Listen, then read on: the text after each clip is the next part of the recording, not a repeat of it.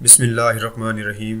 السلام علیکم۔ YouTube channel sweet اسلام پر خوش آمدید۔ اگر آپ نے ابھی تک ہمارا یوٹیوب چینل سویٹ اسلام سبسکرائب نہیں کیا تو پہلے اسے سبسکرائب کر لیجئے اور ساتھ ہی بیل آئیکن پر پریس کیجئے تاکہ ہمارے آنے والی نیو ویڈیوز کی اپڈیٹ آپ تک بر وقت پہنچتی رہے۔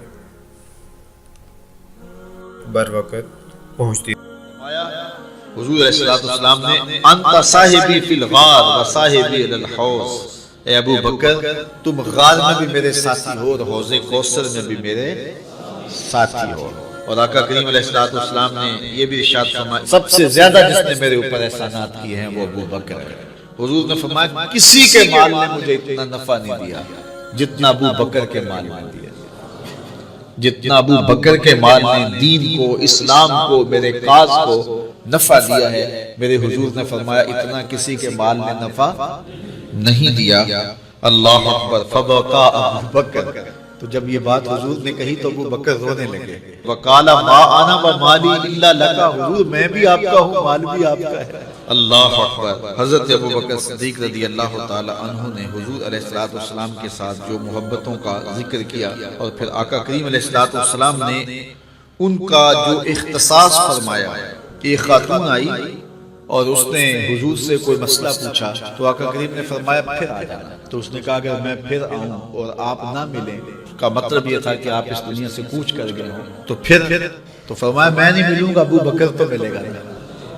تو علماء نے کہا یہ خلافت کی طرف اشارہ ہے۔ حضرت ابو بکر صدیق رضی اللہ تعالیٰ عنہ سے بہت زیادہ حضور پیار کرتے تھے، اور آقا کریم علیہ السلام نے اپنی زندگی میں 3 دن ان کو مصلی پہ کھڑا کیا ایام مرض میں، پھر 17 نمازیں حضور کی موجودگی میں حضرت ابو بکر صدیق نے پڑھائی، پھر حضور کا وصال ہو گیا۔ اور یہ دردناک لمحے تھے حضور کے وصال کے۔ اللہ اکبر۔ صحابہ کے کلیجے جل گئے۔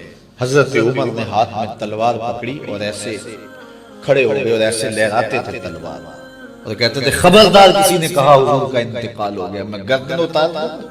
کوئی وصال نہیں ہوا حضور کا۔ حضور تھوڑی دیر بعد اپنی حالت پہ آ جائیں گے، یہ سکتے کی کیفیت ہے۔ حضرت زید بن عبداللہ کے بیٹے نے جا کے کہا ابا جی حضور کا انتقال ہو گیا، تو انہوں نے باغ میں پانی دے رہے تھے، سب کام چھوڑ دیا، ہاتھ اٹھائے کہ اللہم اذہب بصری حتی لا ارا بعد حبیبی محمد احد، اے اللہ مجھے اندھا کر دے، آنکھوں کے دیے اس لیے روشن تھے کہ تیرے محبوب کو دیکھوں۔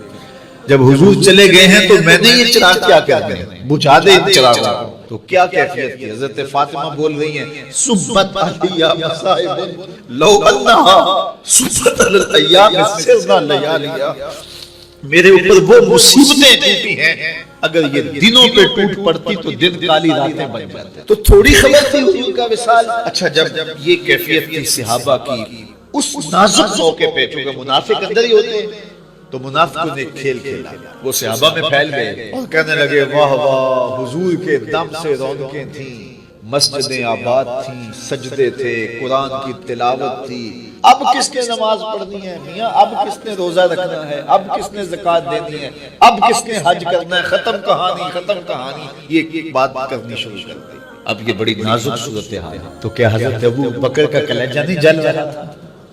لیکن اس موقع پہ حضرت ابو بکر کھڑے ہوئے، اور پھر حضرت ابو بکر صدیق نے لوگوں سے مخاطب ہو کہا لوگوں مجھے ایک بات بتاؤ کہ تم اللہ کی عبادت کرتے تھے یا حضور کی کرتے تھے؟ لوگوں نے کہا کہ اللہ کی۔ تو کہا کہ کیا حضور کے وصال کے بعد تم اللہ کی عبادت چھوڑ دو گے؟ کہا نہیں۔ کہا مجھے بتاؤ جس دین کو سر بلند کرنے کے لیے حضور نے اپنی ساری زندگی لگا دی، تو کیا حضور کے چلے جانے کے بعد اس مشن کو چھوڑ دو گے؟ لوگوں نے کہا نہیں۔ تو کہا پھر اٹھو اور نبی کے دین کا پرچم تامو۔ حضور کا وصال ہو گیا ہے، اب حضور کے مشن کو ہم نے اٹھانا اور اپنے کندھوں پہ وہ بوجھ لینا ہے۔ تو کیا جس کے لیے حضور نے اپنی جان تک دے دی، تو کیا ہم وہ مشن چھوڑ دیں گے؟ صحابہ کے اندر ہمت پیدا ہوئی، کہا کیوں چھوڑیں گے، ہم تو اٹھیں گے اور پہاڑوں سے بھی ٹکرا جائیں گے۔ تو یہ وہ موقع تھا جس موقع کو سنبھالا حضرت ابو بکر نے۔ منافق تو چال چل گئے تھے، صحابہ پر صدموں کے پہاڑ ٹوٹ رہے تھے، ساری ذریت اسلام ساری زندگی جو ہے وہ تعریفیں کرتی رہے، مدح و ستائش کرتی رہے، ابو بکر صدیق کا یہ حق نہیں ادا ہو سکتا۔ یہ احسان کیا ہے امت کے اوپر حضرت ابو بکر صدیق نے۔ حق نہیں ادا ہو سکتا. یہ احسان کیا ہے امت کے اوپر حضرت ابو بکر صدیق.